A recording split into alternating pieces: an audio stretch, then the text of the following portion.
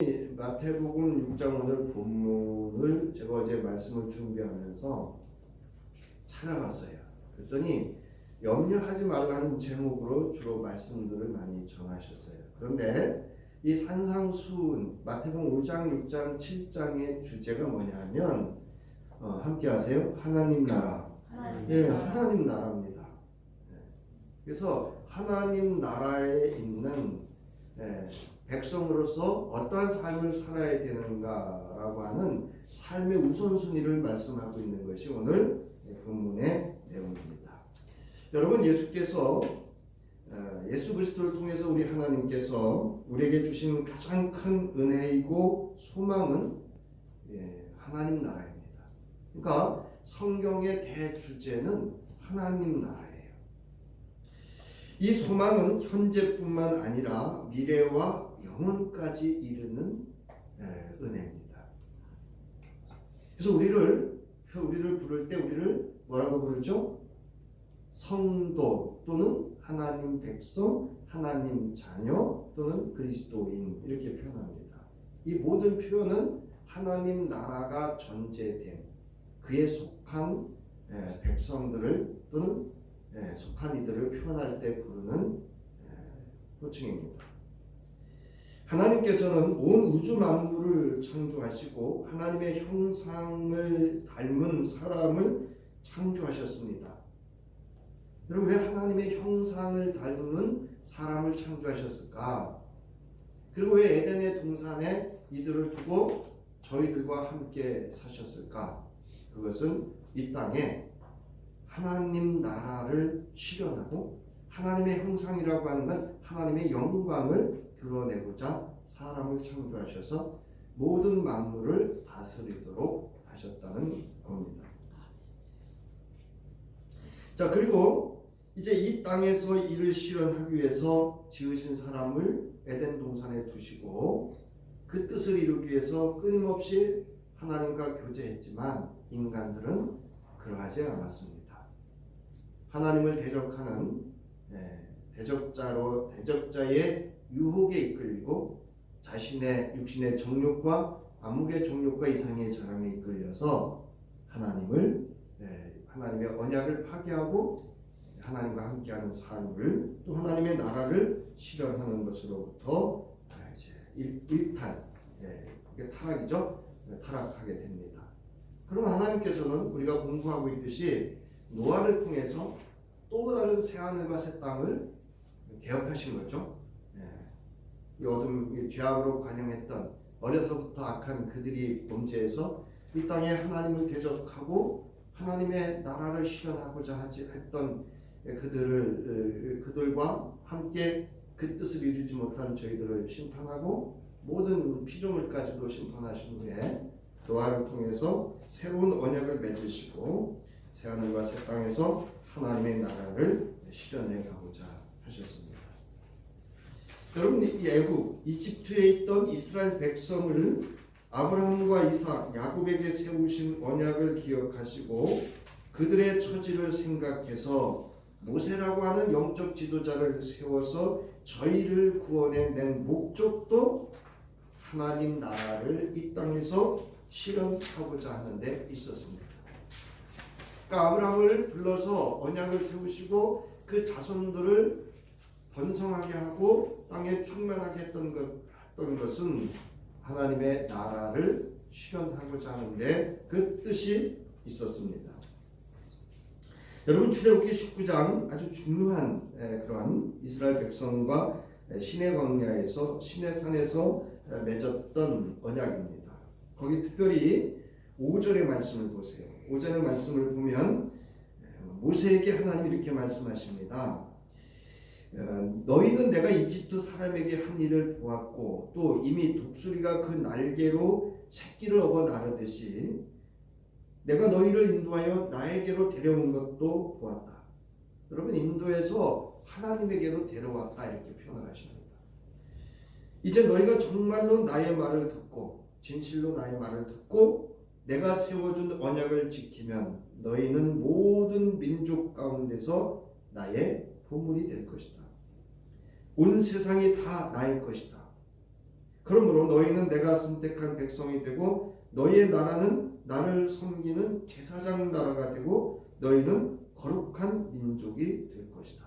그러시면서 야곱이라고 말하지 않고요. 너는 이 말을 이스라엘 자손에게 일러주어라. 이렇게 말씀을 하십니다. 여기 보면 주목할 것은 너희의 나라는 나를 섬기는 제사장 나라가 되고 너희는 거룩한 민족이 될 것이다 라는 말씀입니다. 그러면서 이 말씀을 들은 모든 백성이 다 함께 여호와께서 말씀하신 모든 것을 우리가 실천하겠습니다 라고 응답을 했고 모세는 이 말을 하나님에게 보고합니다. 자, 오늘 예수를 믿고 따르는 예수 그리스도 안에서 하나님의 자녀된 이들을 통해서 이 땅에서 하나님께서 실현하고자 하는 것도 여러분 하나님 나라입니다. 하나님 나라에 속한 백성 즉 성도로서의 합당한 삶을 사는 것을 통해서 하나님 나라를 이 땅에 이루고자 하시는 겁니다. 그래서 베드로전서 2장 9절부터 10절에 보면 그러나 여러분은 택하심을 받은 족속이요 왕과 같은 제사장들이요 거룩한 민족이요 하나님의 소유가 된 백성이라는 표현을 씁니다. 여러분 백성은 언제 쓰는가 하면 나라라는 표현을 쓸 때 백성이라는 표현을 씁니다. 여러분 이 말씀 어서 조금 전에 봤죠? 네? 출애굽기 19장 바로 5절에 있었던 말씀입니다.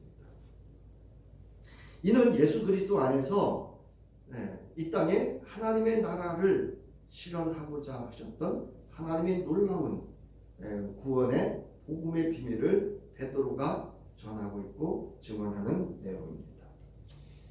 자, 그래서 여러분을 어둠에서 불러내어 자기의 놀라운 빛 가운데로 인도하신 분의 업적을 여러분이 선포하는 것입니다. 여러분이 전에는 하나님의 백성이 아니었으나 지금은 하나님의 백성이요 전에는 자비를 입지 못한 사람이었으나 지금은 자비를 입은 사람입니다. 이 사람이 누구죠? 오늘날 저와 여러분인 줄 믿으시기를 주의 이름으로 축원합니다. 자, 예수 그리스도의 중심 사상과 공생의 가르침과 그 사역의 아주 핵심이 뭐냐? 하나님 나라입니다. 예수의 핵심 가르침과 사역의 중심, 그 주제는 하나님 나라의 선포였습니다. 그리고 하나님 나라에 관한 말씀과 가르침이셨고 제자들로 하여금 하나님 나라에 합당한 백성으로서의 삶을 살도록 말씀으로 가르치셨습니다.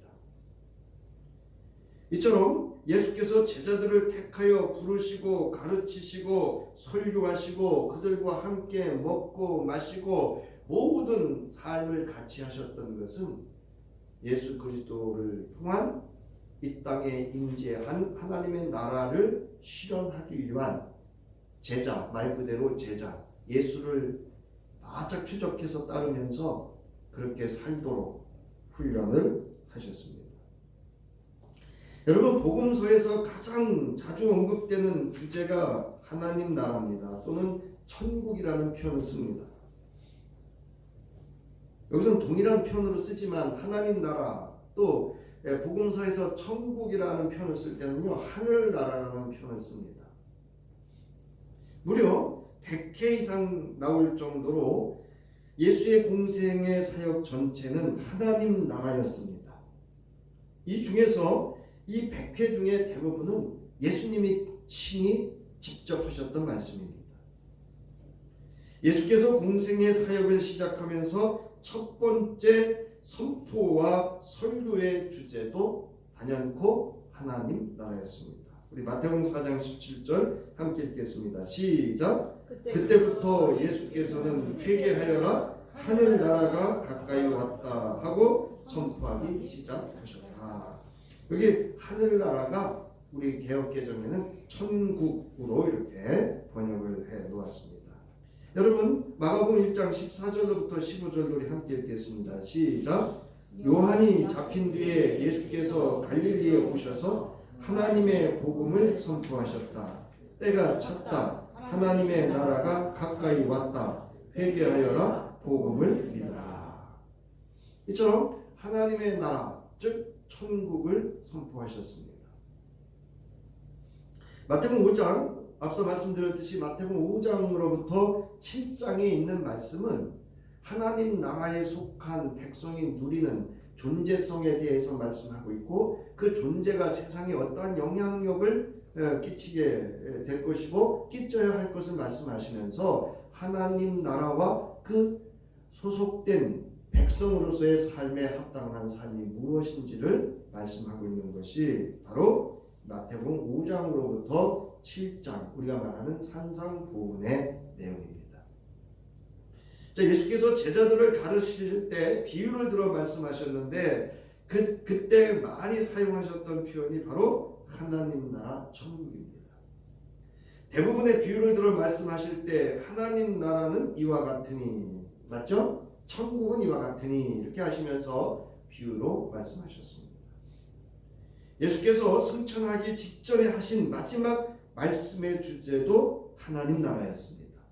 사도행전 1장 3절 함께 읽겠습니다. 시작. 예수께서 고난을 받으신 뒤에 자기가 살아계심을 여러 가지 증거로 드러내셨습니다. 그는 40일 동안 그들에게 여러 차례 나타나시고 하나님 나라에 관한 일들을 말씀하셨습니다. 여러분, 예수께서 이 땅에 말씀이 사람으로 되어서 오셔서 하나님 나라가 되셨습니다. 그래서 이거를 우리가 임이라고 해요. 예수가 이 땅에 오셨어요. 그래서 제가 가끔 말씀을 드리지만 종말, 기독교가 말하는 종말은요, 그런 말세가 아니고요. 종말은 바로 예수 그리스도가 이 땅에 초림한 그 시점으로부터 다시 오실 그 시점까지를 우리 기독교에서는 종말이다 이렇게 말합니다.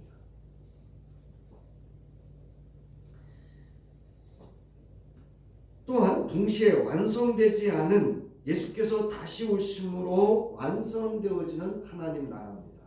그래서 우리가 이걸 신학적으로 따라서 이미 그리고 아직 이런 표현을 씁니다. 신학적으로 이미와 아직 이렇게 표현합니다. 여러분, 공간복음서에 나타난 공간복음서는 마태, 마가, 누가복음을 공간복음서라고 하는데요. 하나님 나라의 개념에 대한 특징은 예수님이 오심으로 하나님의 나라가 이미 임했다라고 증언을 하고 있습니다. 바로 예수 그리스도가 하나님 나라의 실체고 본질입니다. 그리고 그분과 함께 하나님 나라가 그러므로 이 땅에 임한 겁니다. 그 증거로 복음이 전파되었고 귀신들이 쫓겨났고 하나님의 통치와 다스림이 시작되었다라고 증언하고 있는 것이 공간복음서의 내용입니다. 주제입니다. 또한 하나님 나라는 미래적인 하나님 나라로서 앞으로 다가올 하나님 나라로 예수께서 말씀하셨어요. 그래서 우리가 앞서는 사도신경에 보면 거기로부터 이렇게 살아계신 거기로부터 다시 이 땅에 오셔서 심판하시고 하나님을 믿는 백성들을 구원하시고 이 땅의 새 하늘과 새 땅으로 하나님의 통치가 이루어질 것을 말씀하고 있습니다. 그래서 마가복음 14장 25절에 보면 예수께서 최후의 만찬이라고 하죠. 우리가 성례로 지금 하고 있는 포도주, 예수의 피를 상징하는 생명을 상징하는 피를 나누면서 하셨던 말씀인데요. 이제부터 내가 하나님의 나라에서 새 것을 마실 그날까지 나는 포도나무 열매로 빚은 것을 다시는 마시지 않을 것이다. 이 말씀이 뭐냐면요, 내가 다시 올 것이다 이 말씀입니다. 자, 이상과 같이 하나님 나라에 대한 성경 말씀을 정리해 보면 다음과 같은 결론을 얻을 수 있습니다. 즉 하나님 나라는 예수 그리스도의 오심과 함께 이 땅에 임했다. 즉 임이고요. 그 하나님 나라는 예수 그리스도의 다시 오심으로써 완성된다입니다. 아직입니다. 이런 하나님 나라는 예수 그리스도의 다시 오심과 관련하여 종말론과 연관이 되어 있습니다. 앞서 말씀드렸죠. 종말의 시작과 그 마지막. 그래서 여러분 요한계시록 21장 1절부터 22장 21절의 내용이 바로 임의와 아직에 대한 하나님의 나라에 관한 말씀을 기록하고 와 있습니다. 자, 오늘 본문 내용은 오늘 본문의 예수의 가르치심은 4페이지입니다. 무엇보다 소중히 여겨야 하는 삶의 우선 문제를 말씀하고 있습니다. 먼저 목숨을 부지하려고 무엇을 먹을까 또는 무엇을 마실까 걱정하지 말고 생명을 소중히 여기라 말씀합니다. 이건 여러 가지 의미가 있습니다. 여기 나오는 이방 사람들의 삶의 가치가 무엇인지를, 삶의 의미가 무엇인지를 말하고 있습니다. 저들이 무엇을 먹고 입고 마시는 것으로 사람을 평가하고 판단하고 헤아리고 정죄하고, 또 이방 사람들이 추구하는 것이 무엇인지를 말씀하고 있습니다. 나아가서 유대인들이 추구하는 것이 무엇인지도 이 안에 암묵적으로 함께 말씀하고 있어요. 누구를 들어서 표현하냐면 솔로몬을 들어서 표현합니다. 그래서 여러분 6장 34절은 별도의 말씀인 것 같지만 그렇지 않습니다.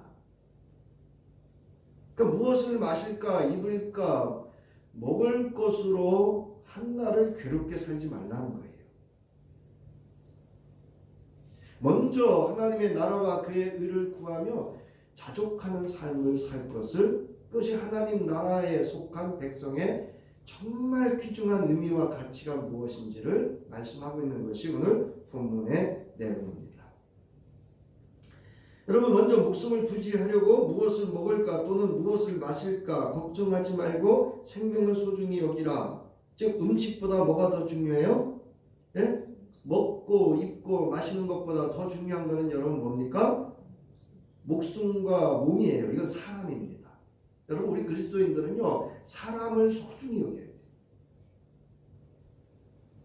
그 다음에 생명보다 더 귀한 것은 뭐냐? 하나님 나라. 그리고 그의 의를 구하는 데 있습니다. 찾는 데 있습니다. 그래서 여러분 초기교회 성도들은 무엇이 더 귀한 것인지를 알았기 때문에 예수 그리스도를 믿고 따르는 그 믿음으로 자신의 생명을 내어서 하나님 나라와 그의 의를 선택하고 순교할 수 있었던 겁니다.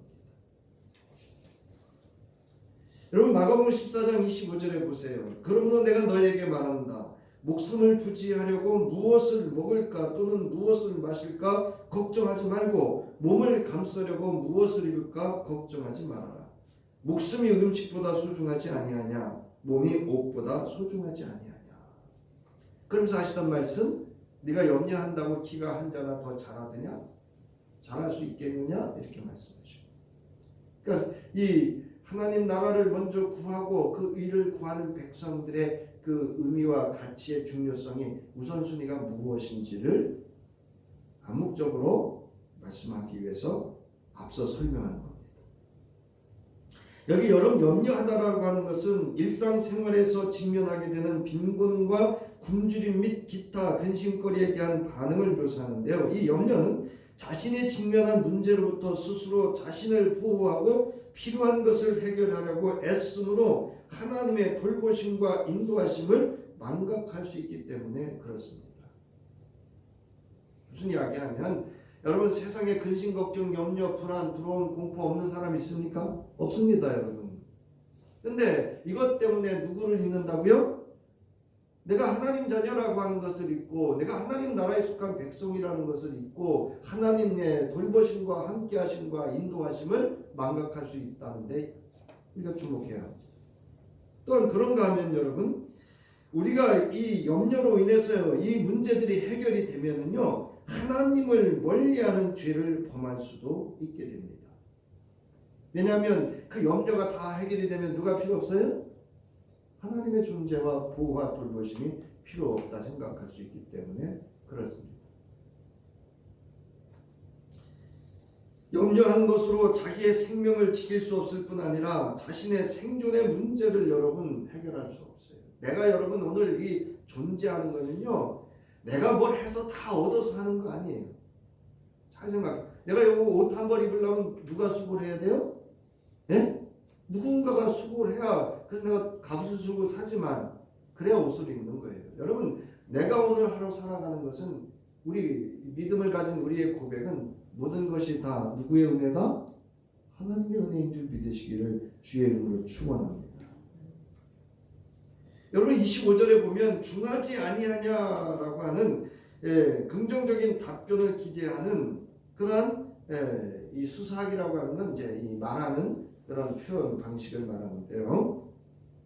의문문을 표현을 씁니다. 그래서 양과 질에 있어서도 더 우수하다는 뜻으로 사용되는 표현입니다. 그러므로 목숨과 몸이 음식과 의복과는 견줄 수 없는 것임을 역설적으로 나타내고 있는 표현이죠. 여러분 아무리 내가 뭐 매덕이 있든 내가 이 땅에 존재할 때 그게 의미와 가치가 있는 것이 내가 죽으면 뭐예요? 나와 상관이 하나도 없습니다. 제가 가끔 말씀드리잖아요. 70에서 75세, 그러니까 75세쯤 넘어가는데도 그냥 돈돈돈 하고 이렇게 인색하고 물질 주고, 여러분 물론 아끼는 거 전략하는 건 중요하지만요, 그게 이 생의 모든 것이 아니라고 하는 겁니다.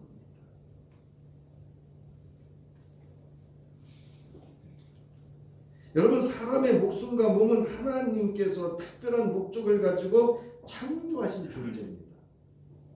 하나님의 주권 속에서 주어진 존재로 이 땅에서 그 양과 질에서 비교할 수 없는 위대한 존재가 사람입니다. 그것이 나입니다. 우리는 누구의 피로 값주고 사신 존재예요? 네? 예수 그리스도의 보혈로 그 생명을 내어 값주고 사신 존재입니다. 하나님의 백성 또는 그리스도 예수 안에서 하나님의 자녀된 하나님 나라를 이 땅에서 실현해야 될 존재이기 때문에 여러분 우리의 존재는 아주 귀중한 존재입니다. 가끔 제가 말씀드리잖아요. 남편과 아내가 사람과 사람으로 대하면 갈등, 분쟁, 다툼 다 하죠. 제가 말씀드릴게요. 여러분 권사가 그러면 안 되면 집사는 그래도 돼요? 아니 말씀드리면 안 돼요. 여러분 권사가 안 되면 집사도 안 되고요, 집사가 안 되면 권사도 안 돼요. 아 당신 권사인데 그래요? 그 말하면 안 돼요. 난 집사인데 집사도 그러면 안 되죠. 여러분 창세기 2장 7절 보세요. 주 하나님이 여호와 하나님이 땅의 흙으로 사람을 지으시고 그의 코에 생명의 기운을 불어넣으시니 그 사람이 뭐가 됐다고요? 생명체가 되었다. 뭐 세상 사람들은 뭐 자연과학으로 설명할 수 있지만 우리의 호흡은 누가 함께하는 호흡이라고요? 예? 하나님이 함께하는 영생을 소유한 호흡인 줄 믿으시기를 주의 이름으로 축원합니다. 우리의 호흡은요, 육신이 죽음이라고 하는 육신의 죽음이 이르면 호흡은 멈추지만 하나님이 영원히 영생의 호흡으로 우리와 함께 하십니다. 오늘 본문 그러므로 너희의 모든 필요를 아시는 하늘에 계신 아버지 하나님께 대한 진정한 믿음은 뭐냐? 먼저 그의 나라와 그의 의를 구하는 것이다. 이렇게 예수님이 말씀하셔요. 자, 본문 33절은 31절에 염려하지 말라는 부정적인 명령에 대응되는 긍정적인 명령문입니다. 여기서 먼저라는 말은 강조용법으로 사용되어 삶의 우선순위를 말해주는 역할을 합니다. 그러니까 지금까지 쭉 설명했는데 이 중에 제일 첫 번째 우선이 뭐냐? 먼저 되어야 할 것이 무엇인가? 누가? 하나님 나라 백성이 가장 먼저 구하고 찾아야 될 것이 무엇인지를 그 우선순위를 말씀하고 있습니다. 자, 예수께서는 제자들의 존재와 삶의 방식은 하나님을 믿지 않는 이방인들처럼 생존을 위한 의식주의의 문제에 매달리는 것이 먼저가 아닌 먼저 하나님 나라를 구하는 하나님 백성으로 존재함과 하나님께서 원하는 삶의 방식으로 즉 그의 의를 구하며 살아야 함을 말씀으로 가르치시고 있습니다. 자, 그러면 하나님 나라를 우리가 좀 알아볼 텐데요. 자, 하나님 나라의 명칭에 성경에 나타난 하나님 나라 명칭은요, 천국, 하늘나라죠. 낙원, 개역개정이라 천국이라 하는데 원래 요즘 번역은 하늘나라 이렇게. 낙원, 새 예루살렘, 하나님의 집, 아버지의 집, 영원한 나라, 새 하늘과 새 땅, 영원한 안식, 그 사랑의 아들의 나라, 셋째 하늘, 하늘의 보좌 등으로 표현됩니다. 이를 크게 나누어 보면 하나님 나라와 하늘 나라로 나눌 수가 있어요. 영어로 보면 The King of God, 하나는 The King of Heaven입니다. 그래서 이 heaven, 하늘 나라는 하나님의 보좌, 하나님의 주권적인 통치를 주로 표현할 때, 그 영역을 말할 때, 하나님 나라는 보편적인 하나님의 모든 통치가 이루어지는 영역을 표현할 때 사용되어집니다. 자, 구약에서는 하나님 나라라는 직접적인 명칭은 없습니다. 하나님이 계신 곳으로 이렇게 묘사되고 있습니다. 그래서 왕, 통치자, 주권의 통치를 가진 통치자로서, 또 나아가서 창조주로서의 하나님을 말합니다. 여러분, 국가가 국가를 구성하려면 세 가지 요소가 있어야 됩니다.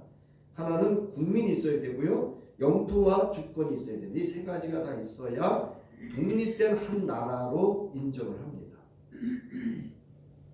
여러분, 우리 대한민국의 주권은 이렇게 되어 있어요. 국민에게 있고 모든 권력은 국민으로부터 나온다. 이게 이제 우리가 말하는 민주주의의 그 전제이고, 또 헌법에 제일 먼저 나옵니다. 그런데 하나님 나라는 세상 나라와 다른데요, 하나님 나라는 그 주권이 하나님에게 있고 모든 권력은 누구께로부터 나오냐면 하나님께로부터입니다. 그러니까 우리는 절대성을 가진 하나님으로부터 모든 주권이 나오는 나라입니다. 그러므로 하나님 나라는 하나님의 주권이 임하고 그의 통치가 실현되는 영역이라고 정의할 수가 있습니다. 그러니까 하나님의 주권적인 통치가 이루어지는 모든 곳, 그리고 하나님의 말씀, 즉 규례와 명령이 다 이루어지는 그곳이 바로 하나님 나라임을 말씀하고 있습니다. 자, 이 땅에 사랑으로 오셨던 예수 그리스도의 초림에 의한 여호와 하나님의 은혜로운 통치와 다스림, 그리고 예수께서 승천하시고 이 땅에 약속하셨던 보혜사 성령을 통해서 다스리고 있고 통치하시는 임의와 아직의 하나님 나라가 존재하고 있습니다. 그래서 하나님의 주권적인 통치가 다 이루어지는 곳은 하나님 나라입니다. 예는 여러분 사탄에 대해서 얘기했는데요. 생략을 하고요. 자, 그래서 하나님의 나라는 심지어 그 통치의 영역이 어디까지 있는가 하면요, 요한계시록 20장 1절부터 15절에 보면 하나님의 통치는 지옥에까지도 미쳐지고 있다. 그러니까 여러분, 하나님의 통치, 주권적인 통치가 미쳐지지 않는 곳은 이 우주 만물의 속에 있다 없다? 네? 없습니다.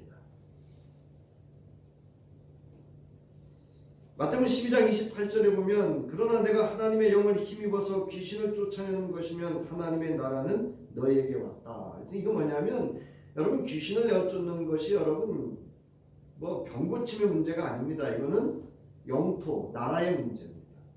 하나님을 대적하는 이 어둠으로 이 세상을 통치하는 대적자들의 그 통치하는 것으로부터, 그 주권으로부터 자유케 하는 예수 그리스도의 하나님 나라의 임하심을 볼 수 있는 사건이 바로 귀신을 쫓아내는 내용입니다. 자, 하나님 나라 백성입니다.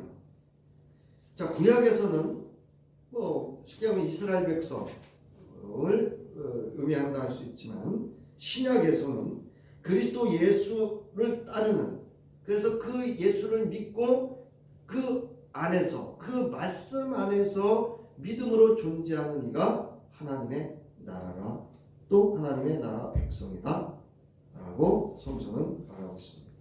그러니까 저와 여러분은 누구예요? 하나님 나라의 백성입니다. 천국의 국민이에요. 우리의 신분은 하나님 나라. 우리의 신분증은 누구냐? 따라하세요. 예수 그리스도. 우리의 신분증은 여러분 예수 그리스도예요. 그 다음에 하나님 나라 영토입니다. 하나님 나라 영토는 물리적인 땅뿐만 아니라 무소부재하신 하나님의 통치와 임재가 미치는 모든 영역을 하나님 나라다, 영역이다 할 수 있습니다. 그러니까 오늘날로 말하면 하나님을 대적하는, 그 안에 예수 그리스도와 그의 말씀, 즉 성령의 내주하시며 존재하지 않는 인류를 빼고는 다 어디예요? 하나님 나라의 통치 속에 있는 하나님의 영토입니다. 여러분, 이 교회를 다니는 사람이나 안 다니는 사람들 중에 하나님 나라는 죽어 이 세상을 떠나야 들어갈 수 있는 내세의 나라라고만 생각하는데 문제가 있습니다. 이렇게 하고 또 믿으려고 합니다.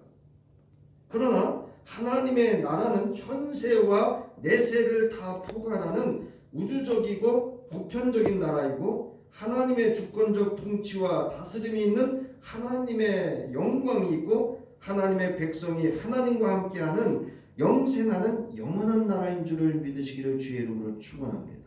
여러분, 예수가 이 땅에 왜 오셨겠어요? 여러분, 예수 믿고 죽어 천국만 가라고 여기 오신 거 아닙니다. 예수가 이 땅에 친히 말씀이 사람이 되어 오신 것은요, 이 땅에서 하나님 나라 백성으로서의 합당한 삶을 살도록 하기 위해서 오신 겁니다.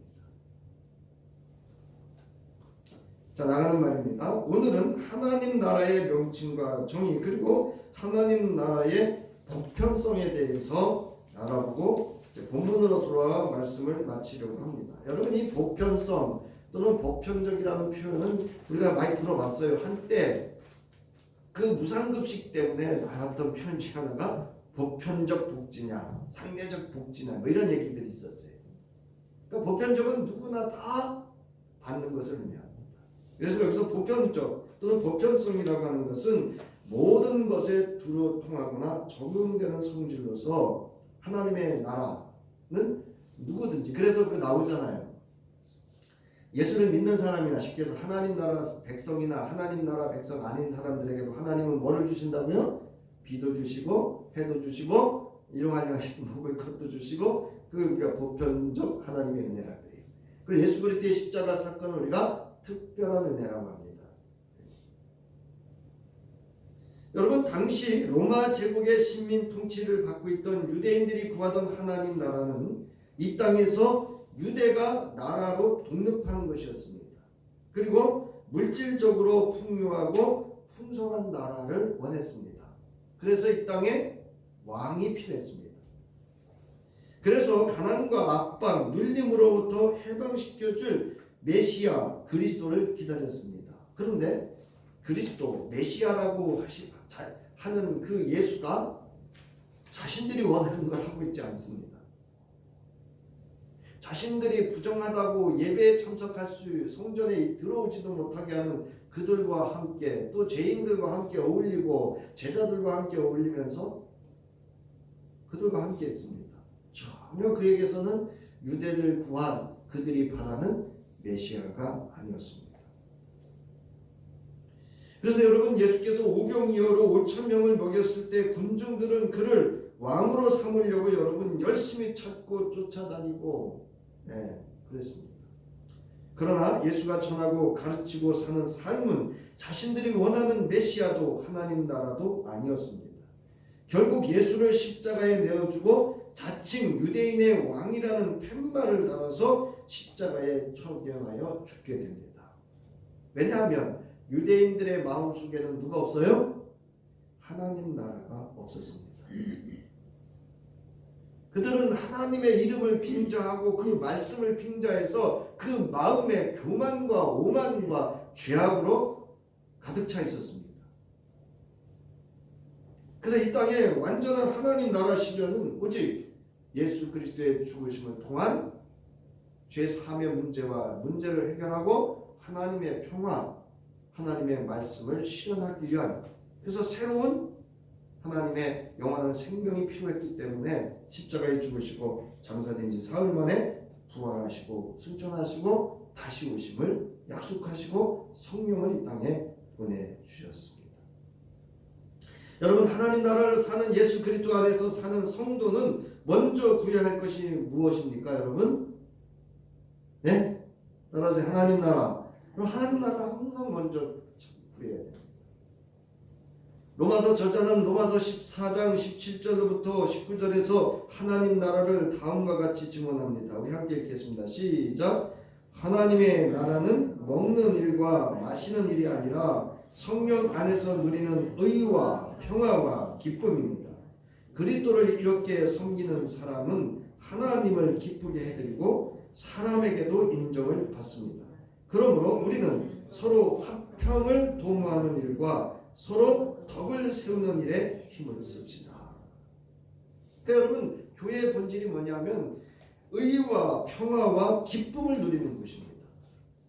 사실은 여러분, 교회는 하나님 나라의 물질적인 상징적인 영역입니다. 그리고 주님이 말씀하시잖아요. 하나님 나라는 어디에 있다? 여기 있다, 저기 있다도 아니고 어디 안에 있다?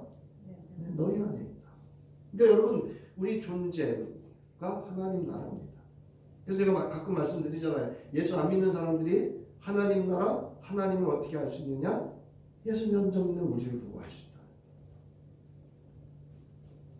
예수께서도 오늘 본문에서 강조해서 분명하게 말씀하십니다. 우리 그 공동개혁 개정판, 공동번역 개정판 성서를 여러분들이 읽으셔야 돼요. 왜냐하면 이 공동개혁 개정판은요, 카톨릭과 개신교가 함께 성서를 읽으려고 번역한 책이에요. 그리고 이 번역이 잘 돼 있습니다. 사실은.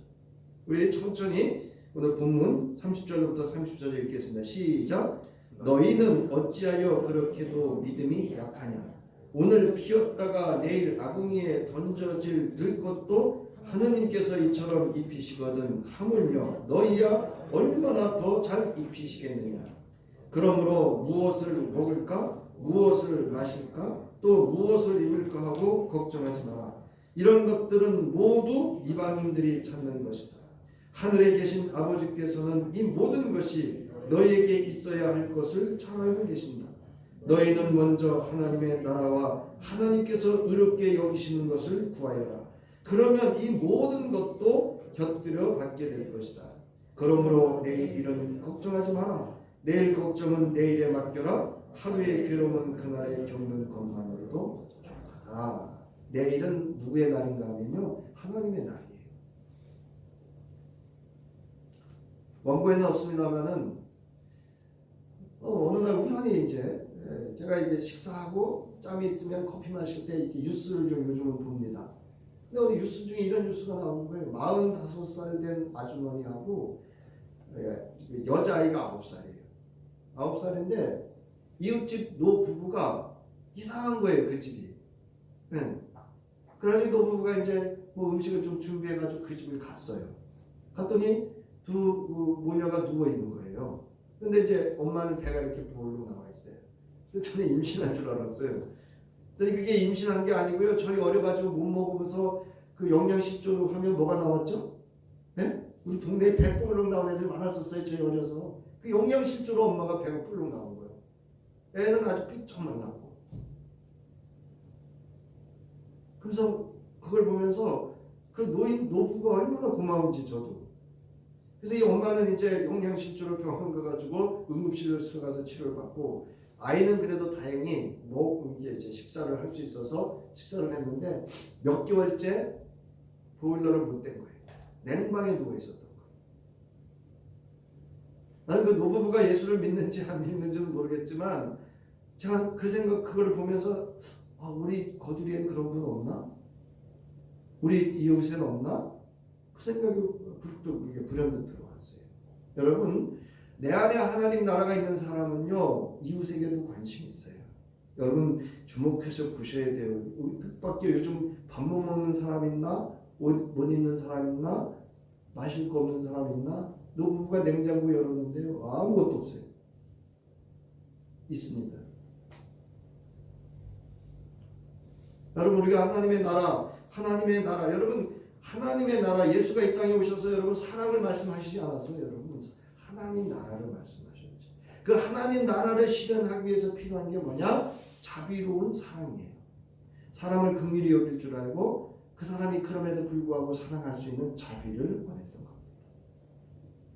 사랑하는 성도 여러분, 저와 여러분, 우리가 세상은 여러분 돈과 권력, 성공을 먼저 구합니다. 그러나 하나님 나라 백성인 우리는 먼저 하나님 나라와 그 의라고 하는 건 뭐냐면요, 하나님의 말씀을 이루어 사는 게 의입니다. 하나님의 그의 영광을 구하며 예수와 그 말씀 안에 사는 일을 우리가 성도라고 합니다. 여러분, 우리는 무엇을 하든지 아침에 눈을 뜨든 잠을 자든 뭘 하든지 항상 우리가 먼저 구해야 될 건 뭐다? 따라서 하나님 나라, 하나님 나라, 이거를 구하셔야 돼요. 그러면 하나님께서 그 은혜 속에서 우리를 살아갈 수 있도록 말씀도 주시고 믿음도 주시고 능력도 주시고 인도하심도 주시고 돌보심도 주시고 하나님께서 큰 영광으로 우리를 존재케 하실 겁니다. 이러한 저와 여러분의 삶, 하나님 나라를 먼저 구하는 삶이기를 주의 이름으로 축원합니다.